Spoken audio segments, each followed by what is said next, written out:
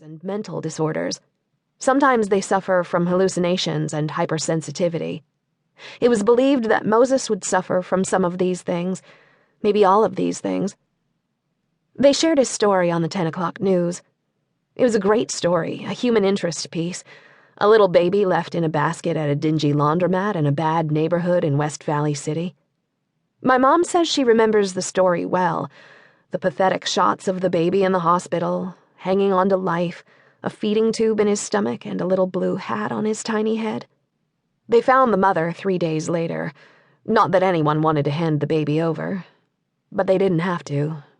She was dead. The woman who had abandoned her baby in a laundromat was pronounced dead on arrival from an apparent overdose at the very same hospital where her baby lay struggling for life several floors above her.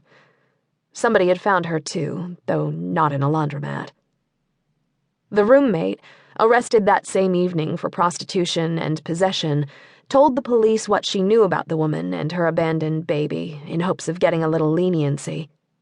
An autopsy of the woman's body showed she had indeed given birth very recently, and later DNA testing proved that the baby was hers. What a lucky little guy. He was the baby in the basket in news reports, and the hospital staff dubbed him Baby Moses. But Baby Moses wasn't found by the daughter of the Pharaoh like the biblical Moses.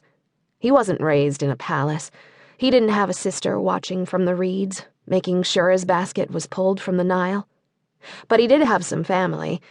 Mom said the whole town was abuzz when it was discovered that Baby Moses's deceased mother was sort of a local girl.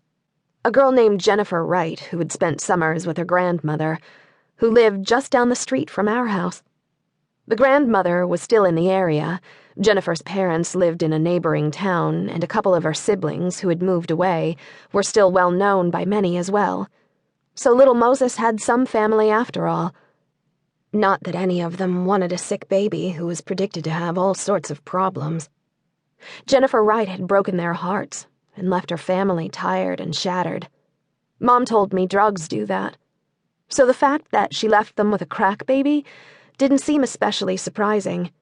My mom said she'd just been a regular girl when she was younger. Pretty, nice, smart even, but not smart enough to stay away from meth, cocaine, and whatever else she became a slave to. I imagined the crack baby Moses having a giant crack that ran down his body, like he'd been broken at birth. I knew that wasn't what the term meant, but the image stuck in my mind. Maybe the fact that he was broken drew me to him from the start. My mom said the whole town followed the story of Baby Moses Wright when it happened, watching the reports, pretending like they had the inside scoop and making up what they didn't know, just to feel important. But I never knew Baby Moses, because Baby Moses grew up to be just plain Moses, juggled between Jennifer Wright's family members, passed around when he became too much to take, transferred to another sibling or parent, who then put up with him for a while before making someone else step in and take their turn. It all happened before I was born, and by the time I met him and my mom told me about him, in an effort to help me understand him and be kind, the story was old news, and nobody wanted anything to do with him. People love babies, even sick babies, even crack babies, but babies grow up to be kids. Nobody really wants messed up kids. And Moses was messed up.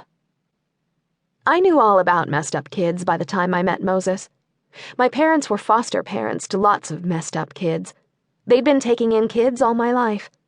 I had 2 older sisters and an older brother who were out of the house by the time I was 6. I'd been kind of an oops, and I ended up being raised with kids who weren't my siblings and who came in and out of my life in stages and revolving doors. Maybe that was why my parents and Kathleen Wright, Jennifer Wright's grandma and Moses's great-grandma, had several conversations about Moses sitting at our kitchen table. I heard a lot of things I probably had no business knowing, especially that summer. The old lady was taking Moses in for good. He would be 18 in a month, and everyone else was ready to wash their hands of him. He'd spent time with her every summer since he was little, and she was confident they would do well together if everyone would just butt out and let her do her thing. She didn't seem concerned about the fact that the month Moses turned 18, she would turn 80. I knew who he was.